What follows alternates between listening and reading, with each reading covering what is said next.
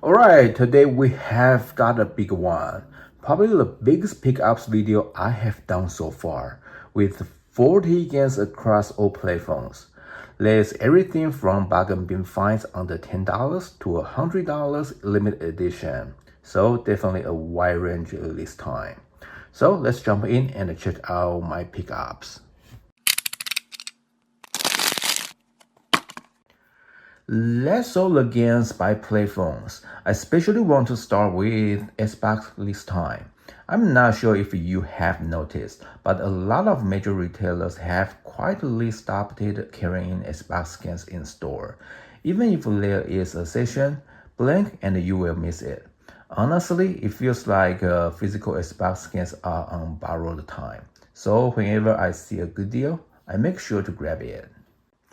Starfield is one of those Xbox exclusives I have been meaning to get. I picked it up for $30, but of course, it dropped to $25 right after my return window closed, so just waiting for me. I also found the premium upgrade at a local store for $20. Yeah, it's just a code, but since I was gonna get it anyway, I figured why not get the Steelbook version instead. I know the game is kind of a flop, an empty galaxy full of loading screens, but I still want to give it a shot. Under the Waves was only $8. I've always had a soft spot for quiet underwater exploration games.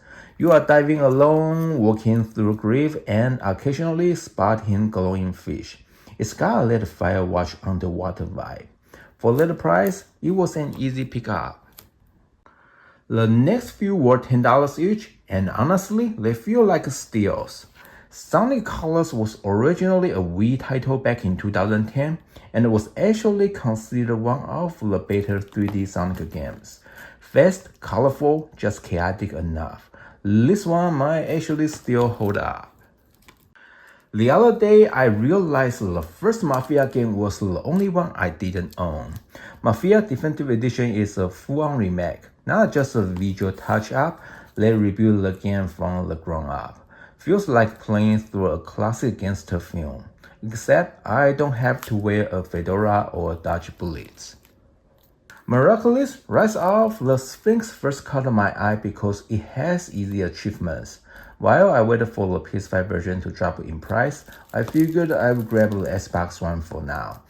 It's based on that Miraculous show. Surprisingly, the platforming is actually solid. South Park Snow Day is the first 3D South Park game. Honestly, I wasn't even planning on picking this up, even at $10, since I could borrow it from the library. But again, for the sake of preserving Xbox physicals, I pulled the trigger. It's got online co-op and roguelike elements, but reviews were pretty rough.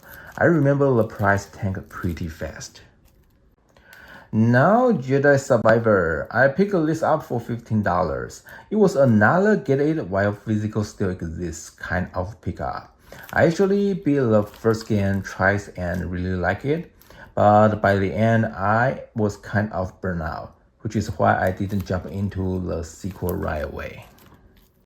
The next two I already own on PS4, but I figured I would add Land to my Xbox library too. Both were under $10.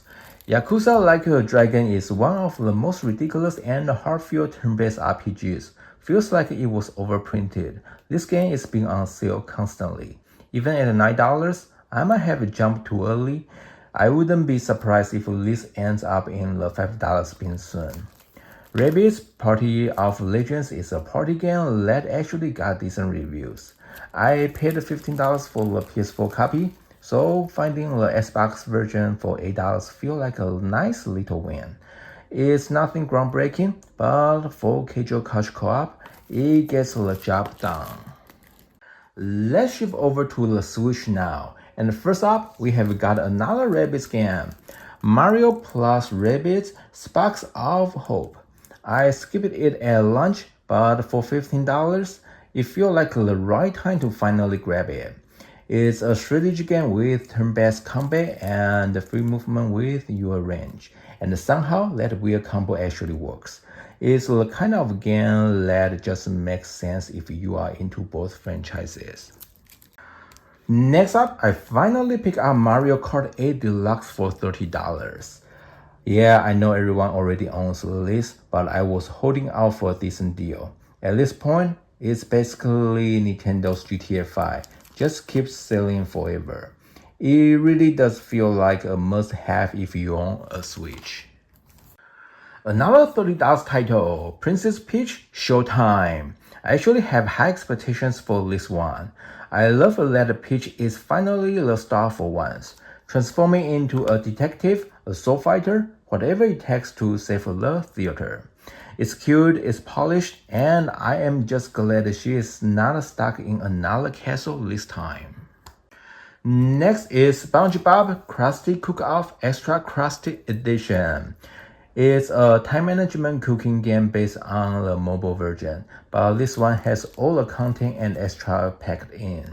I grabbed it during a Target clearance sale earlier this year for $9. That's a pretty solid deal.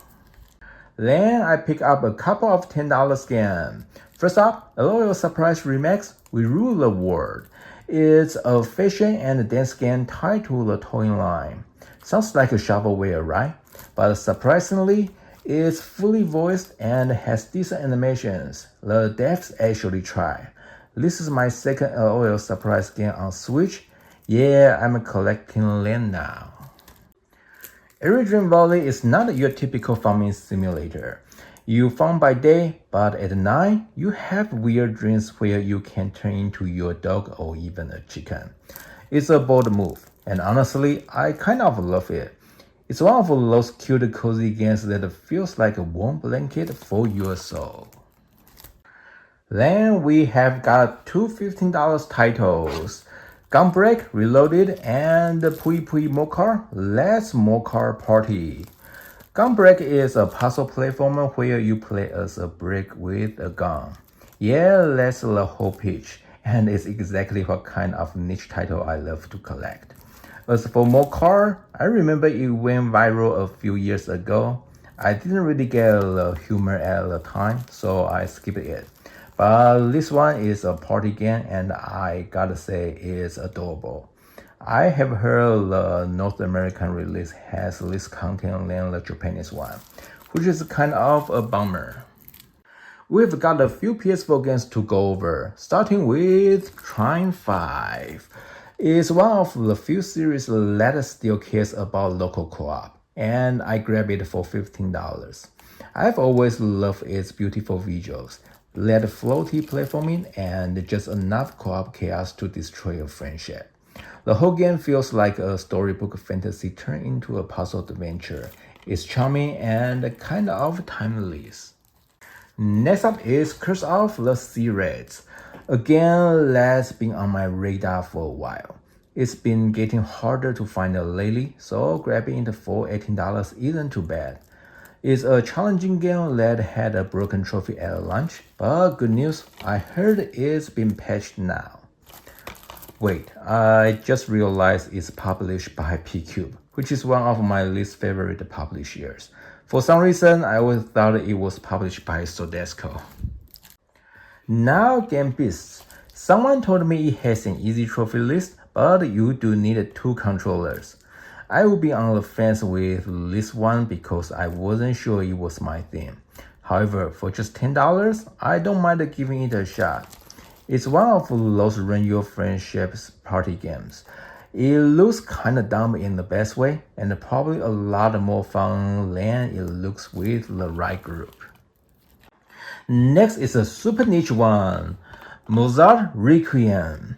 This is the kind of game I feel like I have to own, regardless of how it plays. And for $13, easy pick.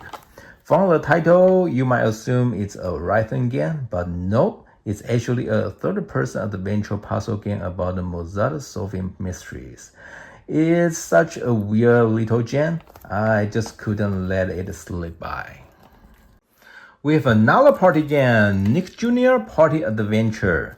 Look, sometimes I buy games just to test how low the bar goes. It's clearly made for a very specific audience, so it's definitely not for everyone. I paid $13.50 for it, and honestly, that's the most I would pay.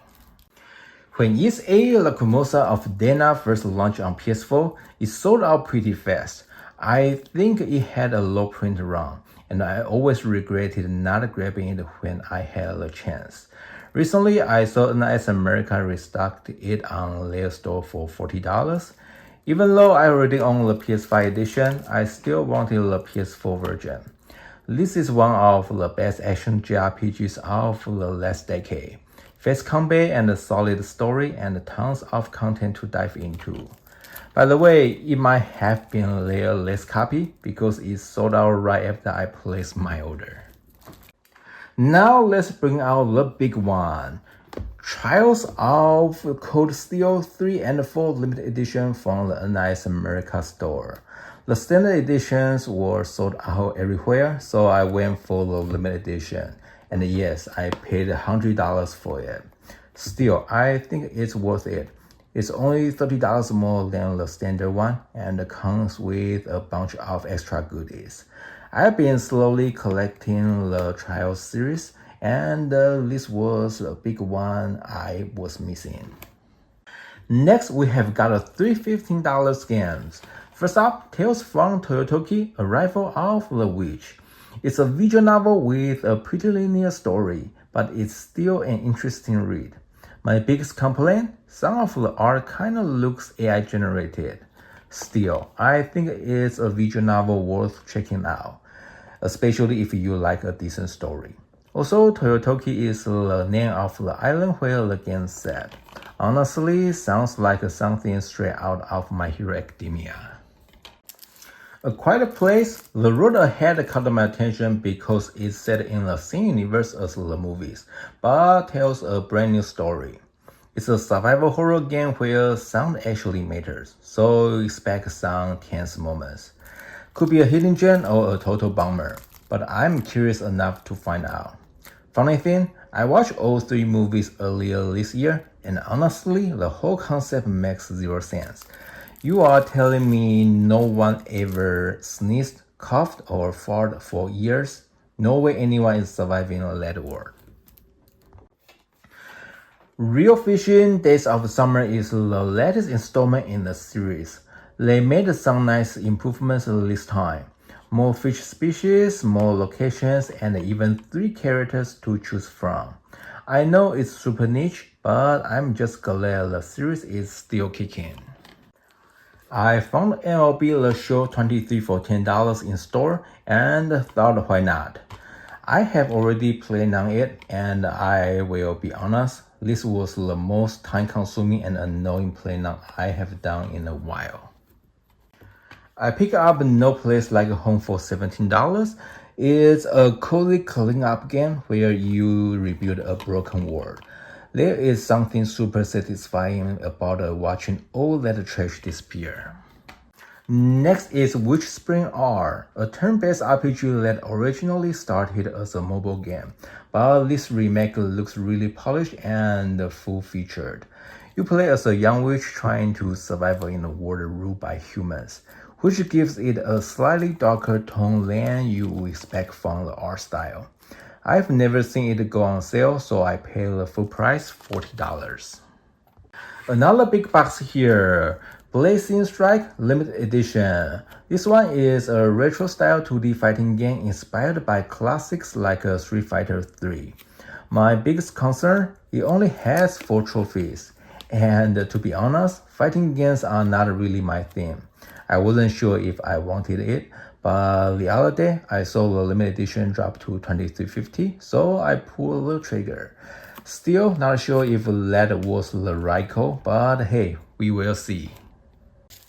High on Life has been on my watch list for a while, and it finally got a solid discount at $35. The physical edition includes the High on Life DLC, and that's really what pushed me to grab it. It's a comedy first-person shooter that originally launched on Xbox. I actually enjoy its weird, chaotic sense of humor. If you have ever wanted a game where your gun won't stop talking, this is absolutely the one. Alright, we have got one that's actually from Sodesco. Orange Season, pick it up for $19.50. Yes, it's another farming simulator. You know, I have a soft spot for this genre. People call it a Stardew Valley clone, but to me, it feels more like classic Harvest Moon, which is a good theme. Just relaxing, low stress farming, exactly what I need. Next up, we have Dragon Quest III HD 2D Remake. This is one of those legacy RPGs that helped define the genre, so seeing it reborn like this is a big deal. Even just listening to the soundtrack gives you chills. If you are into collecting JRPGs, Dragon Quest is always a safe bet. I managed to pick it up for $28, which feels like a solid deal. I have already finished As Dusk Falls on Xbox. It's an interactive drama that plays like a graphic novel brought to life. The art style is striking and the story is just fantastic. It's like watching a crime show, except you actually control what happens. I was excited to see a physical release on PS5, and I cannot wait to play it again. By the way, I picked this one up for $27. We have got an other one here. Indica is a story-driven adventure game, and the cover alone really caught my eye. The gameplay looks unique. It feels like one of those titles that dares to be different. For $20, I'm definitely curious enough to give it a shot. Let's wrap things up with three $15 games from GS2. First up, United Assault Normandy 44 and its follow-up World War II. Both are low-budget open-world first-person shooters. From what I understand, World War II was originally meant to be DLC for Normandy 44 on PC, but they will release a separate physical games on console.